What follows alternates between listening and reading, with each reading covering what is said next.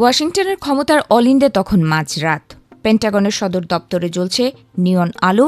বাইরে থেকে দেখলে মনে হবে সবকিছু শান্ত, কিন্তু ভেতরের পরিবেশ তখন চরম উত্তেজনাকর। অত্যন্ত গোপনে মার্কিন প্রতিরক্ষা দপ্তর একটি নির্দেশ জারি করেছে, যা তাদের অভ্যন্তরীণ কাউন্টার ইন্টেলিজেন্স ব্যবস্থার সর্বোচ্চ সতর্কবার্তা। এই সতর্কবার্তা কোনো প্রকাশ্য শত্রুর বিরুদ্ধে নয়, বরং আমেরিকার সবচেয়ে বিশ্বস্ত এবং পরম মিত্র হিসেবে পরিচিত এক রাষ্ট্রের বিরুদ্ধে, সেটি হল ইসরায়েল। পেন্টাগনের এই আকস্মিক পদক্ষেপে যেন এক লহমায় বদলে গেছে ভূ রাজনীতির চিরচেনা হিসাব নিকাশ। বর্তমান ও প্রাক্তন ৩ জন মার্কিন কর্মকর্তার সূত্র ধরে ফাঁস হওয়া এই তথ্য আন্তর্জাতিক অঙ্গনে তোলপাড় সৃষ্টি করেছে। ওয়াশিংটনের অভিযোগ, মার্কিন ফেডারেল নেটওয়ার্কগুলোতে ইসরায়েল সাইবার গুপ্তচর বৃত্তি এবং অনাধিকার প্রবেশের চেষ্টা ইদানিং অভূতপূর্ব মাত্রায় বৃদ্ধি পেয়েছে। আর ঠিক এই কারণেই ইসরায়েলকে ঘিরে মার্কিন প্রতিরক্ষা গোয়েন্দা হুমকির স্তরটিকে এক ধাক্কায় তুলে দেওয়া হয়েছে সর্বোচ্চ পর্যায়ে। জনসমক্ষে যুক্তরাষ্ট্র ও ইসরায়েল একে অপরকে জড়িয়ে ধরে বন্ধুত্বের গান গায়, মধ্যপ্রাচ্যের নিরাপত্তা, যৌথ সন্ত্রাস বিরোধী অভিযান কিংবা গোয়েন্দা তথ্য আদান প্রদানে তাদের মতো অকৃত্রিম বন্ধু মেলা ভার।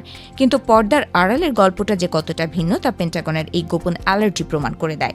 কূটনৈতিক মঞ্চে যখন করমর্দন চলছে, তখন সাইবার মহাবিশ্বে মার্কিন প্রতিরক্ষা ব্যবস্থার দেয়াল ভেঙে ভেতরে ঢোকার জন্য ইসরায়েলের হ্যাকাররা প্রতিনিয়ত মারণ কামড় দিচ্ছে, এমনটাই দাবি পেন্টাগনের কর্মকর্তাদের। পেন্টাগনের এই নতুন অ্যালার্ট মার্কিন প্রশাসনের পুরনো এক দগদগে ক্ষতকে আবার খুঁচিয়ে জাগিয়ে তুলেছে।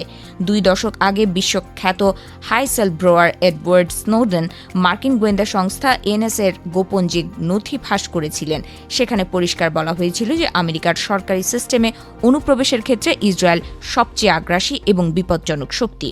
2007 সালের সেই চরম সত্যটি আজ 2026 সালে এসে আবারও পেন্টাগনের কর্মকর্তাদের চোখের সামনে জীবন্ত হয়ে উঠেছে। মার্কিন গোয়েন্দারা তদন্ত করে দেখেছেন ইসরায়েলে এই গুপ্তচর বৃত্তির মূল লক্ষ্যবস্তু অত্যন্ত সুনির্দিষ্ট। তারা মূলত পেন্টাগনের অভ্যন্তরীণ সামরিক প্রযুক্তি, স্পর্শকাতর যোগাযোগ ব্যবস্থা এবং কৌশলগত লজিস্টিক্সের গোপন ডেটাবেজে থাবা বসাতে চাইছে। মার্কিন সামরিক বাহিনী কোন প্রযুক্তি নিয়ে কাজ করছে বা তাদের পরবর্তী রণকৌশল কি, তা যে কোনো উপায়ে আগেই জেনে নিতে মরিয়া হয়ে উঠেছে তেল আবিবের সাইবার ইউনিটগুলো। কিন্তু এখানেই শেষ নয়। এই গোপন অভিযানের থাবা প্রসারিত হয়েছে আমেরিকার ব্যাংকিং ও আর্থিক খাতের নেটওয়ার্কগুলোতেও।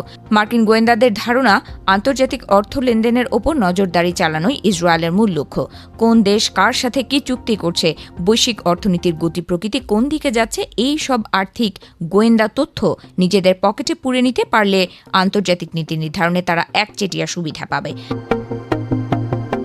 পেন্টাগনের ভেতরের এই রুদ্ধশ্বাস পরিস্থিতির কারণে এখন মার্কিন সাইবার সিকিউরিটি টিমগুলো এক কঠোর নীতি গ্রহণ করেছে, যার নাম জিরো ট্রাস্ট বা কাউকে বিশ্বাস নেই। সোজা কথায়, বন্ধু হোক বা পরম মিত্র, মার্কিন প্রতিরক্ষা ব্যবস্থার নেটওয়ার্কে প্রবেশ করতে গেলে কাউকেই আর ছাড় দেওয়া হবে না। সবাইকে সমান সন্দেহের চোখে দেখা হবে এবং প্রতিটি স্তরে বসানো হবে কঠোরতম নিরাপত্তার দেয়াল। বন্ধুত্বের সাইনবোর্ড ঝুলিয়ে মার্কিন ডেটা চুরি করার দিন শেষ করতে চাইছে ওয়াশিংটন। অবশ্য প্রথাগত কূটনীতির নিয়ম মেনেই পেন্টাগন কিংবা ইসরায়েলি কর্তৃপক্ষ কেউই আনুষ্ঠানিকভাবে এই গোপন অ্যালার্ট বা সাইবার যুদ্ধের কথা স্বীকার করেনি। নাম প্রকাশ না করার শর্তে মার্কিন কর্মকর্তারা এই বিস্ফোরক তথ্য সংবাদ মাধ্যমে নিয়ে এসেছেন, যা প্রমাণ করে বন্ধুত্বের খোলসের নিচে আস্থার সংকট কতটা গভীর। এই ঘটনা যেন আন্তর্জাতিক রাজনীতির সেই চিরন্তন সত্যটি আবারও মনে করিয়ে দেয়।